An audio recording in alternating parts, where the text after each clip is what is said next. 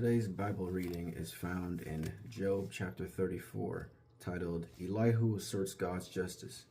And it reads, Then Elihu answered and said, Hear my words, you wise men, and give ear to me, you who know, for the ear tests words as the palate tastes food.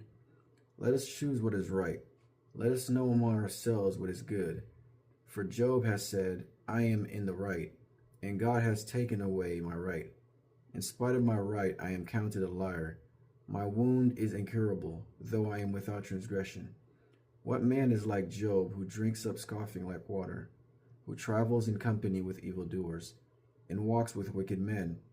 For he has said, It profits a man nothing that he should take delight in God. Therefore hear me, you men of understanding. Far be it from God that he should do wickedness, and from the Almighty that he should do wrong. For according to the work of a man, he will repay him. And according to his ways, he will make it befall him. Of a truth, God will not do wickedly, and the Almighty will not pervert justice. Who gave him charge over the earth, and who laid on him the whole world? If he should set his heart to it and gather to himself his spirit and his breath, all flesh would perish together, and man would return to dust. If you have understanding, hear this. Listen to what I say. Shall one who hates justice govern? Will you condemn him who is righteous and mighty? Who says to a king, worthless one, and to nobles, wicked man? Who shows no partiality to princes, nor regards the rich more than the poor? For they are all the work of his hands. In a moment they die. At midnight the people are shaken and pass away, and the mighty are taken away by no human hand. For his eyes are on the ways of a man, and he sees all his steps. There is no gloom of deep darkness where evildoers may hide themselves. For God has no need to consider a man further, that he should go before God in judgment. He shatters the mighty without investigation, and sets others in their place. Thus, knowing their works, he overturns them in the night, and they are crushed.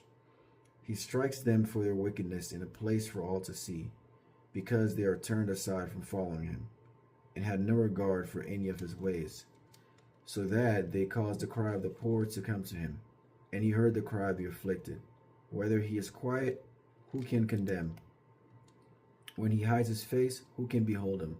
Whether it be a nation or a man, that a godless man should not reign, that he should not ensnare the people. For has anyone said to God, I have borne punishment, I will not offend any more. Teach me what I do not see. If I have done iniquity, I will do it no more. Will he then make repayment to suit you because you reject it? For you must choose and not I. Therefore declare what you know. Men of understanding will say to me, and the wise man who hears me will say, Job speaks without knowledge. His words are without insight. Would that Job were tried to the end, because he answers like wicked men. For he adds rebellion to his sin. He claps his hands among us and multiplies his words against God. So a few verses that I found interesting. The first one was, For according to the work of man he will repay him. God lets us know that he will not be misled, right? What we reap is what we sow.